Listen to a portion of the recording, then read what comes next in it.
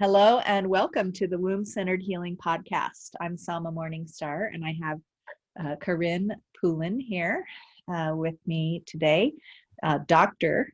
Corrine Poulin, who is a naturopathic doctor who was reaching out to folks about being on their podcast and sharing about women's health. And I said, this is the podcast for you, Corrine. Welcome, welcome.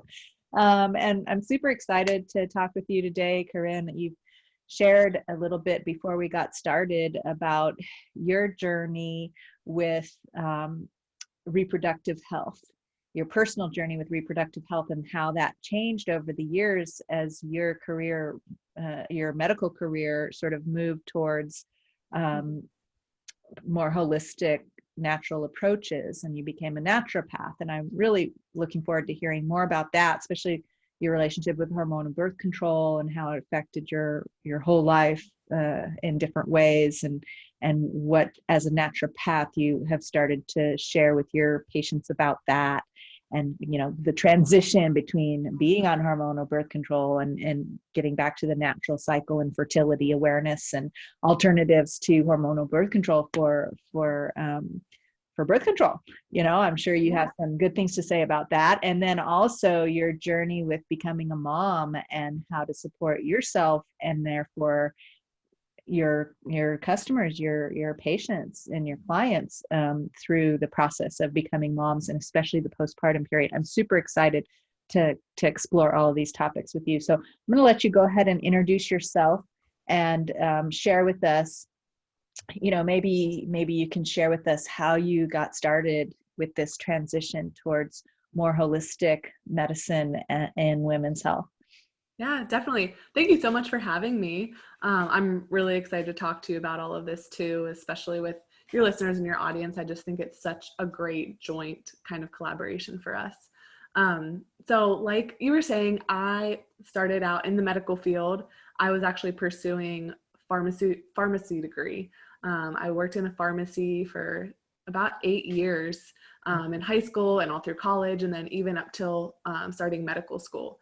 And I just was not seeing people get better. So thankfully we had a natural store attached with some vitamins, supplements, homeopathy.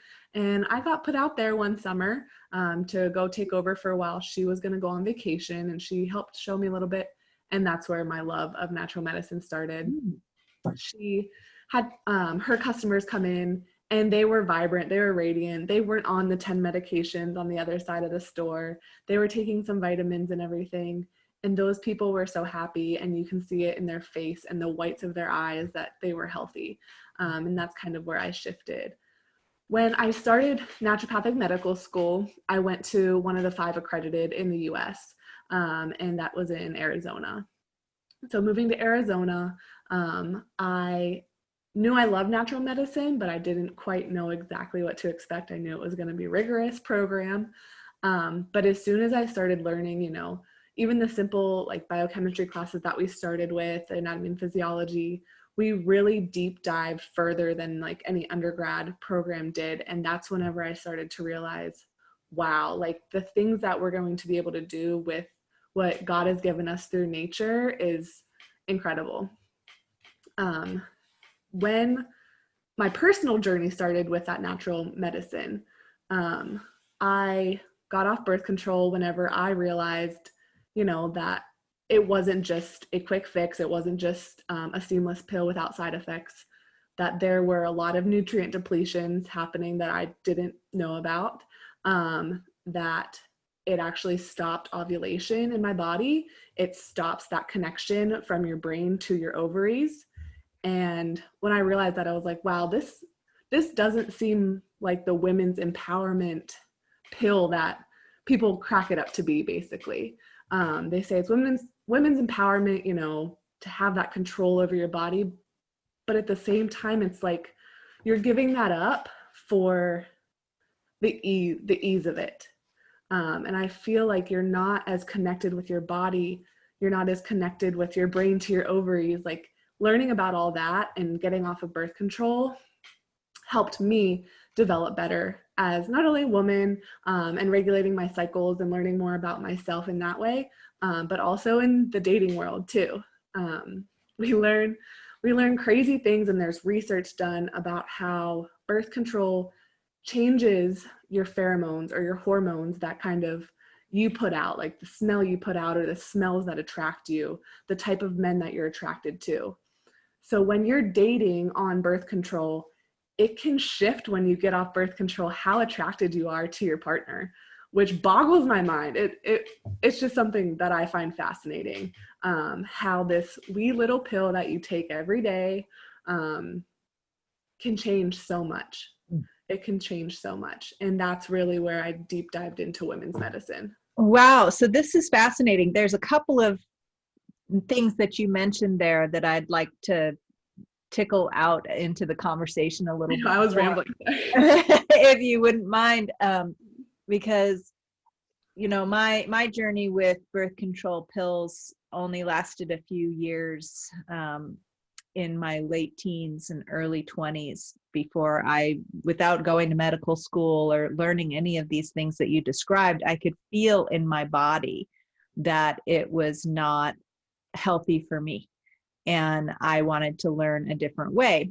And I noticed symptoms like weight gain and just a general emotional unease, right? I was not feeling healthy and well, which is odd because the amount of holistic healing that I've done now, my baseline wasn't healthy and well to begin with at that point. I realized that once.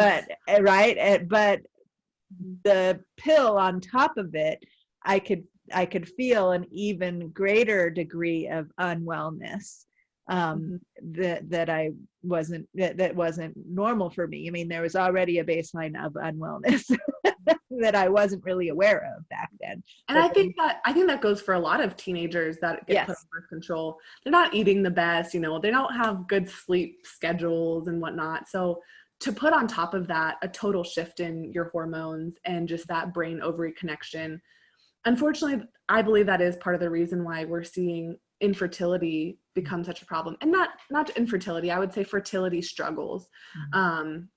Because I truly believe you can really, just by giving the body what it needs, help create a fertile environment. And it's a shame that the doctors are so nonchalant with the prescriptions. Oh, you have acne, it might clear up if we just give you some birth control. Oh, you're having some bad cramps and stuff. It might clear up if we give you some birth control. And it's kind of like a one-stop shop fix it all. And really they need to be looking at, do you have PCOS? Is this kind of a different problem? Is this endometriosis? And these are all kind of things that we can deal with naturally without having to be on birth control long-term. Yeah. And, when you talked about women's empowerment, that really stood out for me, because the pill was designed it was billed as being this empowering thing because it would allow women to live their lives like men, back in the first wave of feminism that was saying, okay, let's reject and control everything that makes women different than men, right? And try to make our lives align with this masculine way of living life, with no periods and, not having anything. So that's still, even though so much of modern women's empowerment is about, wait a second here, just trying to be like men is not the most empowering thing for women, because that means rejecting everything that's central to being a woman and disempowering us from having this amazing superpower of being able to generate new life, not just in the way of having a baby, but in generating tremendous creative ideas and creative projects and all these wonderful ways, healing energy, tremendous healing energy, I feel, arises from a healthy womb space. and tremendous creative energy, and this ability to nurture and care for other people and families and communities arises out of a healthy cycling womb space. It's a force of nature. And so this whole idea of controlling that superpower by suppressing it and stopping it from happening is just ludicrous when we look at it that way. And yet we can see how in the early needs of the feminist movement for women to have the same rights and privileges as men, that initial movement towards, okay, we want to be more like men in order to have those rights and privileges, it made sense. But now we're like, wait a second, and we want to have the superpower of, having a healthy womb and all of that offers. And in fact, our lives depend on that. If we're going to survive as a species, we really need to reactivate and re-empower this womb power that's in all of us, regardless of gender, to be oriented towards generating life. Right? We need to be generating life. We don't need to be suppressing and controlling the natural flow of life. We need to be nurturing that and getting it flowing and really reawakening that creative, life generative power that we have inside of us. Now you got me really going. I'm supposed to be asking you questions. It's great. No, I'm trying to jump in because I am so in agreement with you. And honestly, our cycles as women can show so much into our health, not just in our wombs, but in our whole bodies. And I really consider your female cycle like a fifth vital sign.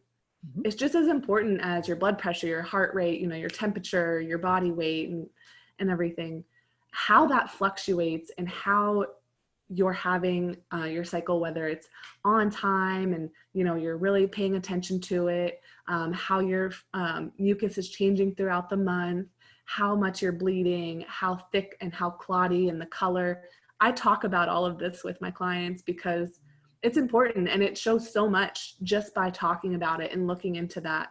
And I think it's such a shame that we're missing that part of the education in young females. So are you familiar with the book, The Fifth Vital Sign by Lisa Hendrickson Jack? I haven't read that one. No. Oh my goodness. Okay. So I've interviewed her twice. Okay. She's written a whole book, very scientific, research oriented, because she wanted to back up all of these claims that you just said with all the research. So she compiled all the research about it, put this book together. Beautiful piece of work. So it's called The Fifth Vital Sign by Lisa Hendrickson Jack, and I recommend it all the time. And there's 2 of my podcast episodes, at least 2, maybe more, where I interviewed her about her work. Because as you may be aware, listeners are, but this might be new to you, a big part of my work is also really listening in great detail to the messages that the womb is giving us through the menstrual cycle as a vital sign. And so I'm getting ready to publish, I don't know if you know, but I'd love for you to be aware of it, to perhaps help you with your clients. It's called the Herbal Womb Wellness Workbook. And so it's going to be, and that's based on the training that I've received as a vaginal steam facilitator, and using principles of Chinese medicine and the different imbalances that Chinese medicine talks about, like dampness, basically about the elements and how the elements are in the body, how the fluids are flowing, right? So whether it's we don't have enough or too much fluids, whether it's blood or mucus, right? So dampness, dryness, stagnation,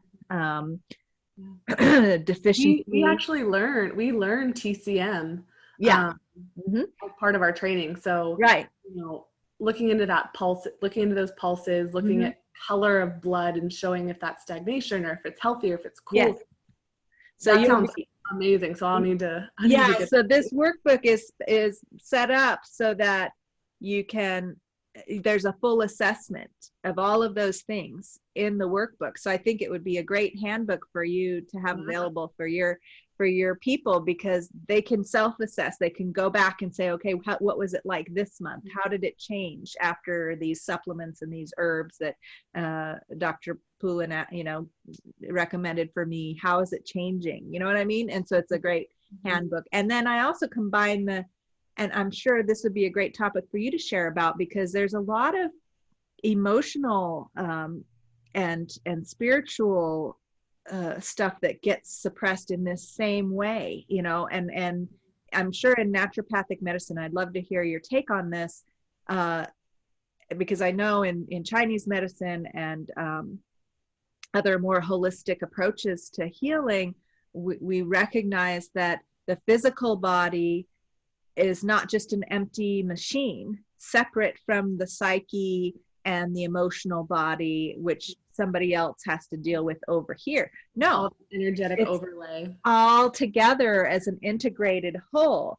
And a lot of Western medical doctors try to separate everything out as separate parts and treat the body like this empty machine. And it's just not that.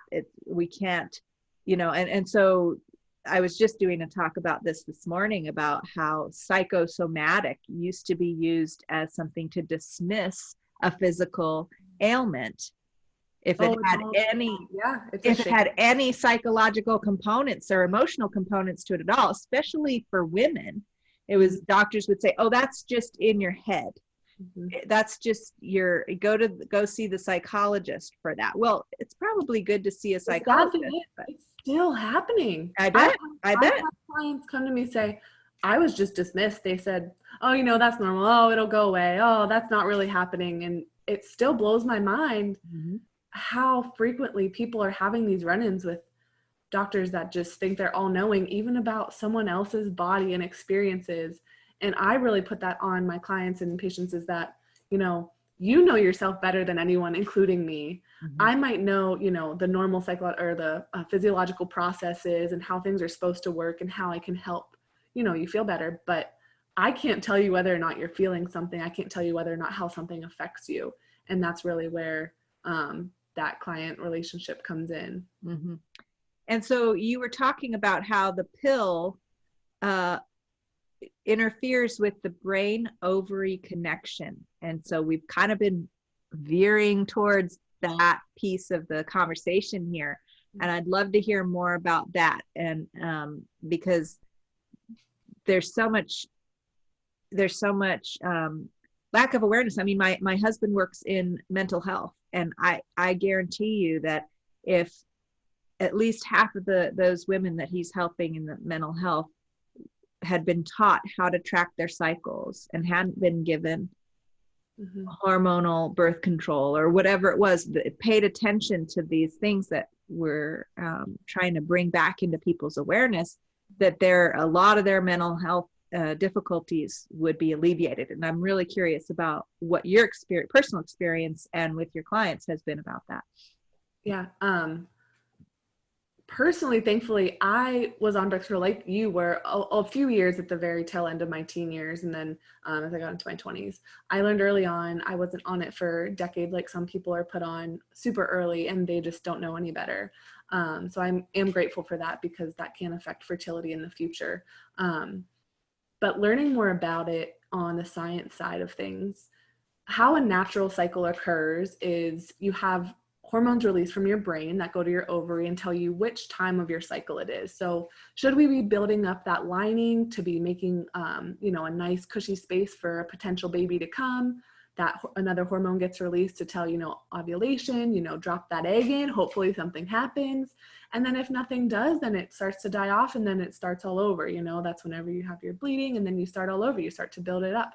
But without that brain connection, you're having a false bleed. So with most birth control pills, you're basically having a withdrawal bleed because they have you on steady amounts of estrogen, progesterone, and it's synthetic form. So typically it's the progestin, which doesn't look like progesterone. And as you may know, progesterone in its natural form, whenever our bodies are producing it, That's really the hormone that makes you feel good about yourself and your body. It can relieve anxiety and depression, and it can also really help with sleep.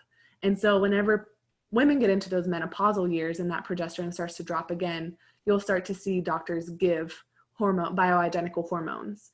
And that's whenever they start to say, oh, okay, now I can sleep better. I'm not as anxious, because they're getting that progesterone that their body was needing. When we take that out, when we have that synthetic form in birth control, it's making your body think that it's there, so it stops any kind of fertilization opportunities. And then whenever you have that week where either you're not taking the pill, or it's your last week of like the blue pills or the fake pills, then that's just a withdrawal bleed. So basically it's your system kind of saying, oh, okay, there's no hormones, we don't know what to do, okay, let's just bleed. It's not necessarily a true period. You're not ovulating. So that's where it's tough. So it hasn't even, so that whatever that hormone is, the synthetic hormone cocktail that's in these pills, it's tricking your brain to thinking, oh, I don't have to produce the hormones because they're already here, right? Mm-hmm. Yes. But it's not really giving your body the right hormones. No, and that feedback loop that's supposed to happen, goes to your brain, okay, this is high, let's start to drop it. Okay, this is low, let's start to bring it up. It's not happening. Mm-hmm. And that's why doctors do prescribe it, for PCOS or for hormone irregularities, because it masks the problem. It puts you at that baseline of, okay, we're taking this amount every single day. We're going to shush the body no matter what it's trying to tell you. And this is where we're going to be. And some females get better, but when they get off the pill, they're having the same issues, if not a little bit worse, because it was just suppressing their symptoms. Or sometimes a lot worse. I've heard that story too.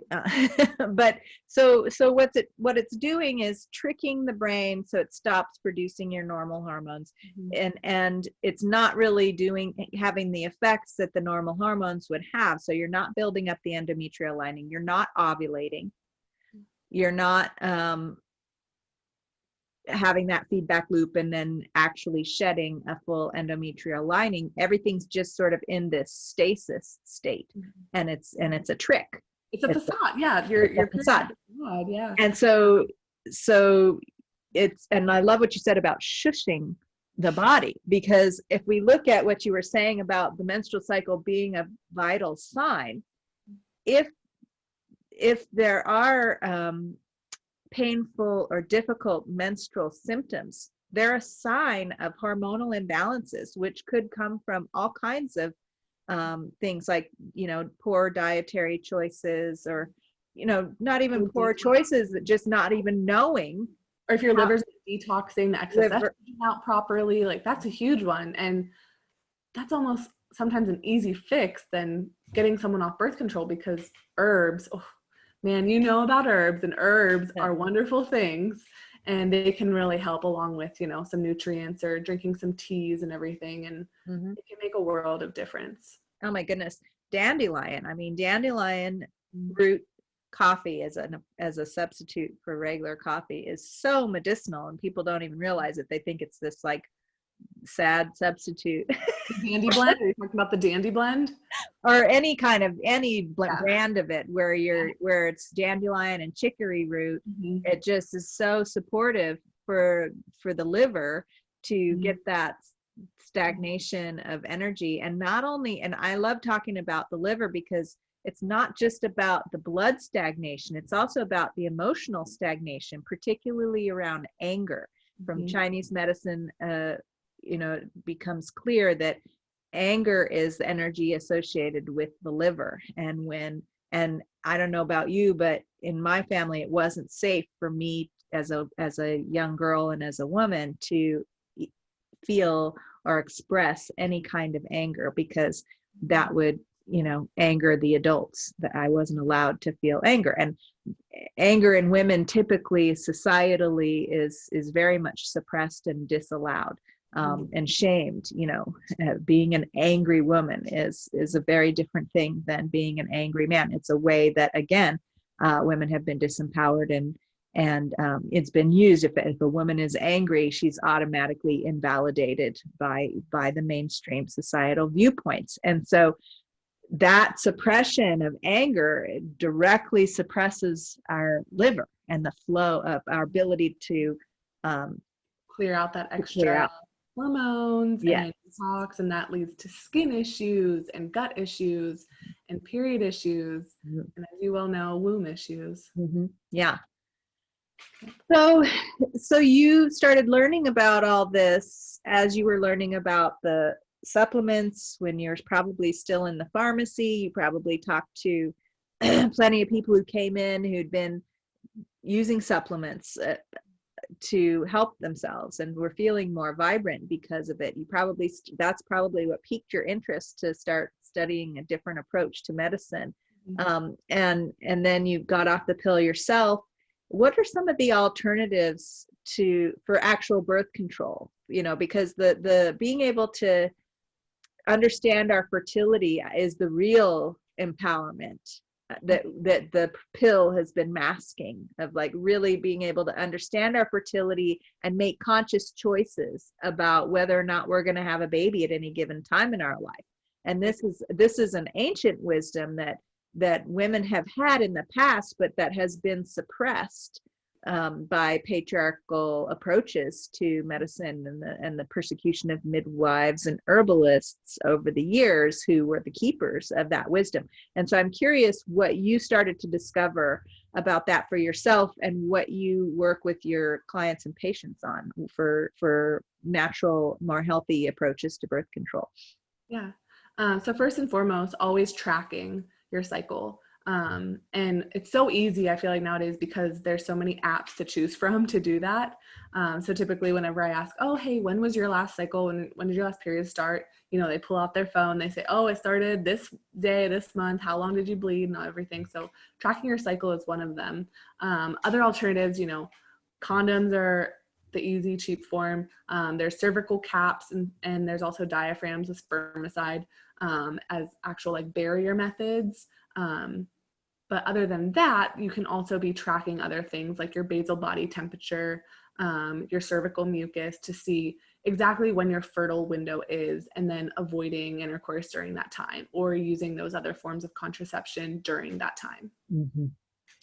And I imagine you've had a number of patients, well, yourself included, but patients and clients who you've helped successfully come off birth control and still be empowered about their fertility. And perhaps there was even some recovery process of regaining that healthy, vibrant, fertile cycle. Can you tell us some stories from your personal experience, or what you've seen as tendencies in clients around that? Like, what do people feel most confident about in setting up in this kind of fertility awareness? I hope that question's making sense. Yeah. So I would say some of them come to me, when they're out of a relationship, or when they just ended a relationship and they say, I'm here, I'm ready for this now because I want to figure this out before I get into another relationship. Mm-hmm. Great. That's a great time to do it, because, you have that wiggle room to find that time and to get in tune with your body and everything. Otherwise, if they're still in a relationship, if they still want to pursue that, then it kind of changes things, because it takes time to get these methods down and to understand your cycle without having those scares. So making sure, that you're tracking properly. You have different people like do graphs, or they do charts, depending on what they're tracking. And then we kind of talk about that. There's a lot of Facebook groups actually about fertility awareness methods and everything, where people can share and learn more from other people.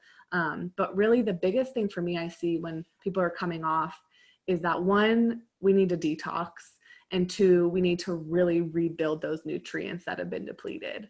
And those are the top two things that I really start with them. And after those few months, if they are doing, and working with me well, they report feeling a lot better. They have more energy, their skin's actually clearer, they're sleeping better, their mood is just crazy different. They're not as moody, they're not having as much anxious thoughts. They're not feeling down in the dumps as much. So really switching that to letting your body take over and do what it's supposed to. I think it's a beautiful thing. And I think it helps women understand more about themselves whenever they take that step to kind of come off of it and build themselves back up. Mm. And so do you mostly use herbs or other nutritional supplements too to support that detox process and that re-nourishment process?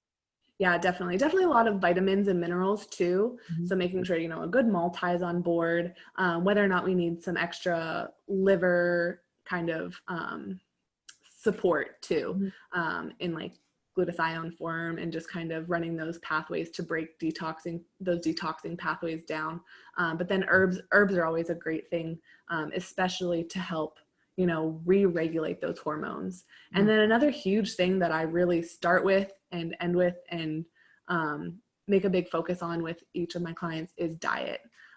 Diet wise, what you can be doing. I have had such success teaching people how to seed cycle with their hormones, and just eating different seeds throughout different parts of your cycle to kind of help regulate your hormones too is key. Beautiful. So many people have been talking more and more about seed cycling. So that's a wonderful practice. I mean, you can just do a Google search nowadays about seed cycling and get a number of good blog articles where people outline exactly which seeds It's super easy to do. You just go to the store, get a couple seeds, and then plop them in like your salads or your smoothies or your whatever. And I find that to be easy compliance with people, because it's something that they can fit into their day. Everyone eats every day, so you can always add in these certain foods. And then another thing is obviously healthy fats, because healthy fats go and make all of our hormones. So making sure we have enough of those in our diets too. I really kind of educate people on that. Beautiful. And I imagine you learned this along the way as you were going through school and finding some balance, but it doesn't sound like you had any big, huge imbalances, or whatever imbalances you had, seemed to be fairly mellow. I'd love to hear about your birth journey, becoming a mom, and because oftentimes that really jumpstarts people's realization that this womb fertility thing is a thing. It's a big deal. We have this amazing superpower, and it takes a lot out of people. I mean, talk about needing to replenish nutritionally afterwards. I'd love to hear what you discovered along the way as a new mom for the postpartum period, if you weren't already aware of it, and how that has informed how you support your clients and patients. Sure thing. Postpartum's tough. I mean, there's no way around it. It's also the best time because you are with your baby 24/7 pretty much. And, you're just loving on them, you're snuggling them. Sometimes you don't know what to do with yourself or the baby or why you're still bleeding. So, I mean, I'm glad that I read up on these things or, learned some of these things in school before I went through it.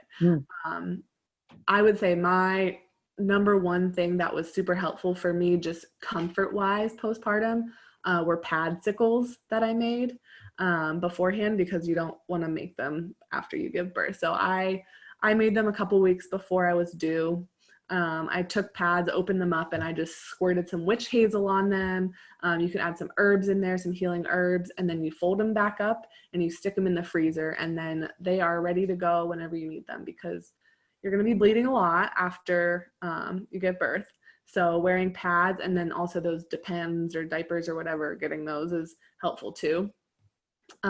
And that coolness just helps soothe, especially if you tear, it helps soothe, those wounds, or just like how much basically went on down there.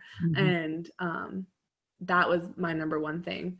My friend sent me some herbs for vaginal steaming, but unfortunately they never came. I don't know what happened. She sent me them and then I never got them. So that fell by the wayside, and I would have loved to do that. And I want to do that with my next one. And I think you can actually share more about that. And you probably have on some previous podcasts, but that I've heard such amazing things about. Yeah, indeed. In fact, there is a podcast that I did with the midwife, who's the consulting midwife for Steamy Chick.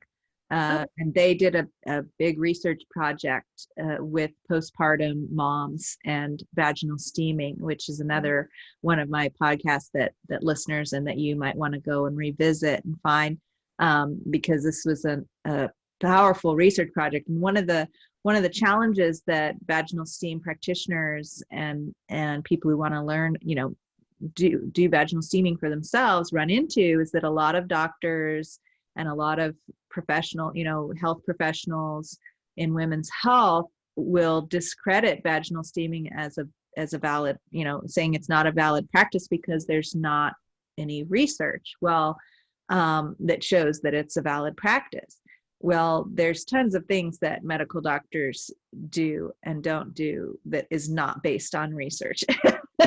So, and this is just right. And this is just a continued, suppression and invalidation of practices that are very empowering. And the reason there isn't any research is because you can do vaginal steaming with pots and pans you have in your kitchen and herbs that you're growing in the garden or you pick up at the grocery store. It's not a profitable industry. It's not, you can't patent it. There's no, the drug companies aren't going to fund, vaginal steaming research. So part of the podcast that I did was to promote the sort of crowdfunding approach to this research project that they did, where people who want to see this research to support this work were contributing to the project, and it showed significant results that postpartum vaginal steaming postpartum is a really excellent way to facilitate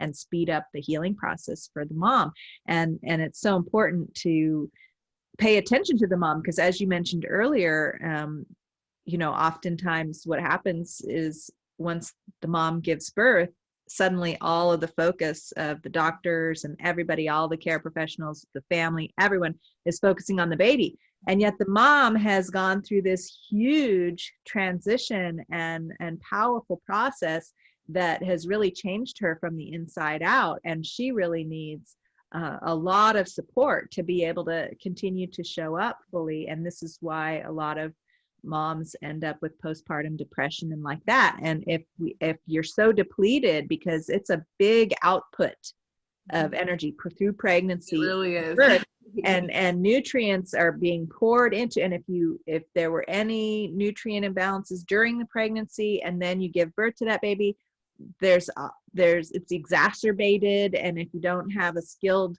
postpartum care provider that's making sure that you have the right nutrients at the right times in your postpartum, or if you haven't learned about that yourself and set that up for yourself with your meal train or whoever it is, there's whole herbal traditions for postpartum care. So I'd love to hear more about what you did implement. I heard the vaginal steaming hasn't quite got up and running yet for you, but what did you implement besides these padsicles are wonderful. I learned about that as a doula. I haven't had kids myself, but I've recommended that practice. But I'm curious what other nutritional things that you did to replenish yourself and what you recommend for your patients and clients. Along the lines of not having enough research or claims to back it up, is also placenta encapsulation. And that's something that I did do. And I think 100% had such an impact on me still having, good mood, stabilization, nutrients and everything, because that's a whole organ that you grow along with baby. Mm-hmm. And to me, that's amazing in itself. But then to have the opportunity to also get those nutrients back for yourself is another really cool thing that I was lucky enough to have the opportunity. And I think, it does show a lot of promising, outcomes and everything of lowered postpartum depression, increased time of healing, higher bonds with baby and dad and family members, and just getting your energy back more quickly with using that. And I definitely saw that myself.